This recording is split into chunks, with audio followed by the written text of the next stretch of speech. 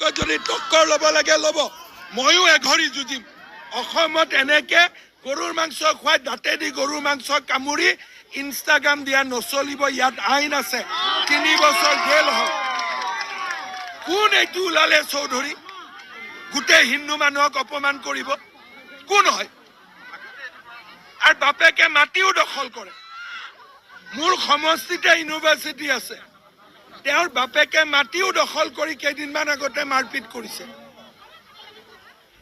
এইবিলাক বেকগ্ৰাউণ্ড নাজানাকৈ এনেই সমৰ্থন কৰিব নালাগে। আৰে জেনজি ওলাইছে, জেনজিয়ে গৰু খায় নেকি? মোক এইবিলাক নকবাই। গৰুৰ মাংস খোৱাৰ কথা শুনিলে একদম এনেকে হৈ যায়। হিমন্ত বিশ্ব শৰ্মাৰ লগত যদি টক্কৰ ল'ব লাগে ল'ব। ময়ো এঘৰি যুঁজিম। অসমত এনেকে গৰুৰ মাংস খুৱাই দাঁতেদি গৰুৰ মাংস কামুৰি ইনষ্টাগ্ৰাম দিয়া নচলিব। ইয়াত আইন আছে, 3 বছৰ জেল হয়। কোন এইটো ওলালে চৌধুৰী?